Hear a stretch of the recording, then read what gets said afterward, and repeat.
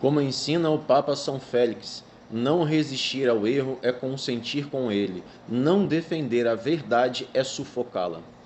Com a publicação da nota oficial no dia 8 de abril de agora 2025, o bispo Dom José Negre, da Diocese de Santo Amaro, em comunhão com Roma e seu episcopado modernista, acusa-se o reverendo padre Wander de Jesus Maia de romper a comunhão eclesial por afirmar verdades evidentes, que a fé está sendo falsificada desde o Concílio Vaticano II, que os sacramentos reformados estão comprometidos doutrinalmente e que o combate à crise na Igreja exige separação pública dos erros promovidos pela hierarquia e seus agentes. Diante disso, vamos responder com clareza aos erros e omissões da referida nota, que expressa mais fidelidade à ideologia conciliar do que à Igreja de Nosso Senhor Jesus Cristo. Primeiro ponto: a crise na Igreja é doutrinária e não estética. A nota tenta fazer parecer que o padre Wander rompeu com a comunhão eclesial por denunciar erros, como se a obediência hierárquica fosse absoluta. Mas a verdadeira comunhão só existe na unidade da fé verdadeira, como ensina Leão XIII, abre aspas, com efeito não pode ter verdadeira comunhão com os apóstolos aquele que não conserva com eles a verdade da fé, fecha aspas. Ou seja, não estamos diante de uma divergência de gosto ou estilo litúrgico. O problema não é se a missa nova é válida, embora até essa validade esteja comprometida em muitos casos. O problema é que a nova religião, nascida do Vaticano II, alterou os fundamentos da doutrina católica, relativizou a verdade, dissolveu os sacramentos e deformou o culto divino. A adesão a essa nova religião conciliar implica, cedo ou tarde, em trair a fé católica de sempre. Segundo ponto, a missa nova é intrinsecamente má e destruidora da fé católica. O próprio cardeal Alfredo Ottaviani, prefeito do Santo Ofício no pontificado de Pio XII, declarou que o novo rito da missa representa um afastamento impressionante da teologia católica e promove confusão espiritual e doutrinária entre os fiéis. É um trecho do Breve Exame Crítico do Novus Ordo, publicado em 69 pelos cardeais Ottaviani e Batti. Isso não é uma opinião de um leigo, mas o parecer doutrinal de dois cardeais dentre os mais qualificados do século XX que participaram do Concílio Vaticano II. Como bem explicam os dominicanos de Avrillé, abre aspas, a missa nova é a expressão ritual da nova religião conciliar. Mais do que perigosa, ela é mortífera para a fé. Permanecer nela é atrair o sentido do sacrifício redentor de Cristo, fecha aspas. Como ensina também o padre Calderon a respeito do Novus Ordo, ele é construído sobre a negação sutil da propiciação, elemento definido no Concílio de Trento como central ao sacrifício da Santa Missa. Na seção 12 do Concílio de Trento, afirma, abre aspas, se alguém disser que o santo sacrifício da missa é apenas louvor ou ação de graças e não propiciatório pelos vivos e mortos, seja anátema, fecha aspas. Ou seja, mesmo quando válida, a missa nova reeduca os fiéis em uma nova teologia protestantizada. Seu uso reiterado destrói a fé na presença real, na hierarquia e no sacerdócio católico. Terceiro ponto. O Vaticano II traiu a fé católica e isto é um fato inquestionável e documentado. A nota da Diocese de Santo Amaro trata o Vaticano II como se fosse uma continuidade legítima do magistério infalível, e isso é falso. O Vaticano II, como fez questão de afirmar João 23 e reafirmar Paulo VI, foi um concílio pastoral e não dogmático, e por isso não impôs definições de fé, nem condenou heresias, mas introduziu uma nova teologia, ambígua, relativista, diplomática, em outras palavras, revolucionária.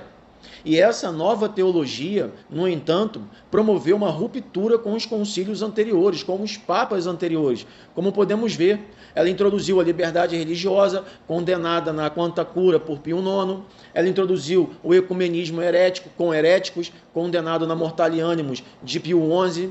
Ela introduziu a colegialidade episcopal, que diluiu o primado de Pedro, condenado no Concílio Vaticano I.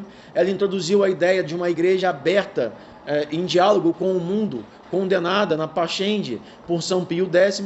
Portanto, tratar o Vaticano II como inquestionável é negar a fé que foi transmitida até meados do século XX. É repetir o erro de Lutero 500 anos após a Reforma Protestante. Não é por acaso que Lutero foi homenageado por Bento XVI em 2011, na Alemanha, onde surgiu a heresia protestante, e que o Papa Francisco, justamente no dia 13 de outubro, aniversário do Milagre do Sol em Fátima, adentrou o Vaticano com uma estátua de Lutero para homenageá-lo como testemunha do Evangelho. Quarto ponto, a omissão diante dos escândalos revela a hipocrisia da Igreja Conciliar. Enquanto a Diocese de Santo Amaro apela para uma nota esdrúxula, fazendo ameaças que, se aplicadas, não têm validade alguma por serem nulas, nenhuma sanção é aplicada a clérigos como Júlio Lancelotti, que promove abertamente ideologias contrárias à moral católica e à doutrina da Igreja. O padre Lancelotti não recebeu ameaça de excomunhão, sequer foi advertido ou suspenso. E por quê? Porque ele representa fielmente o espírito da nova Igreja Conciliar. Uma igreja inclusiva, relativista, aplaudida pelo mundo e tolerante com o pecado, mas severa com os que defendem a verdade. Essa estrutura modernista abandonou a função de guardar o depósito da fé para se tornar agente da própria revolução judaico-maçônica no seio da Igreja, como muito bem cita reiteradas vezes o padre Wander de Jesus Maia em seus pronunciamentos após romper com essa Igreja Conciliar. E aí entramos no quinto ponto, o legalismo modernista, o uso abusivo da autoridade para sufocar a verdade. O bispo lança acusações, faz ameaças, mas não cita nenhuma proposição objetiva que demonstre os erros promovidos pelo padre Wander. Apenas instrumentaliza o Código de Direito Canônico para impor uma obediência cega. Esse uso legalista da autoridade é um dos traços mais marcantes do modernismo atual. Em nome da falsa comunhão, silencia-se a consciência reta. Em nome da falsa obediência, atropela-se o bem das almas. Esquece-se que a lei suprema da Igreja, que todo católico deveria conhecer, é a salvação das almas. Essa é a lei suprema da Igreja. Quando a autoridade se desvia da verdade e instrumentaliza a lei, não se trata mais de justiça, trata-se de tirania eclesiástica. E é por isso que resistir a esse abuso não é desobediência, mas fidelidade heróica, como teve Dom Marcel Lefebvre.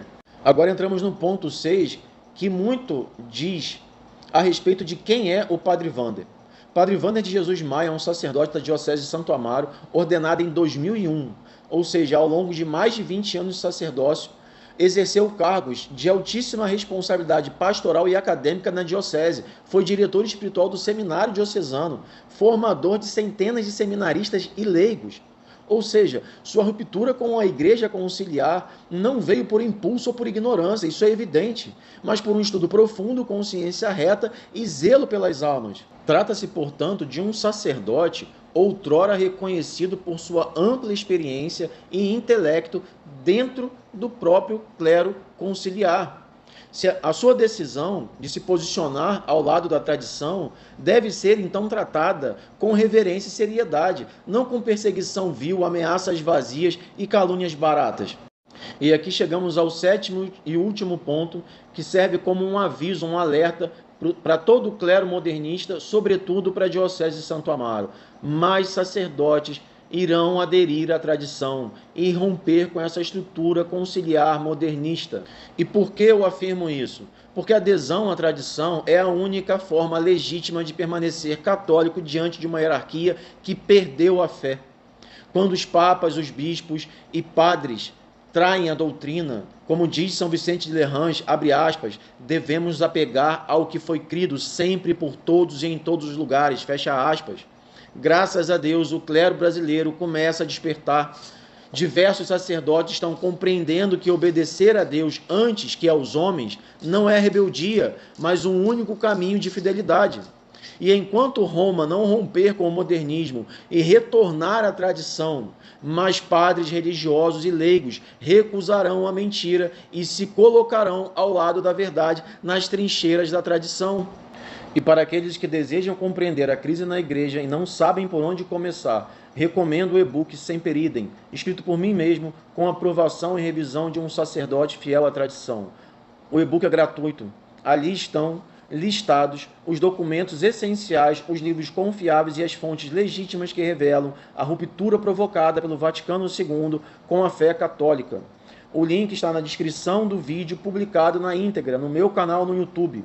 Compartilhe essa resposta, baixe o e-book Sempre Idem, estude, procure orientação com um sacerdote verdadeiramente fiel à tradição. Caso você tenha dificuldade de acesso a uma capela da tradição, busque formação por sua própria conta. A Escola Santa Cruz oferece diversos cursos para auxiliá-lo nesse momento, de crise na igreja e confusão generalizada.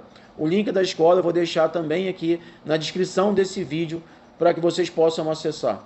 Pela tradição, contra a revolução, Ave Christus Rex. A crise da igreja precisa de um exército de fiéis preparados. O que aconteceria se milhões de católicos fossem formados na verdadeira fé? A Escola Santa Cruz está formando um exército de católicos preparados para resistir ao erro. O futuro da igreja depende de você. Inscreva-se agora e faça parte da Escola Santa Cruz.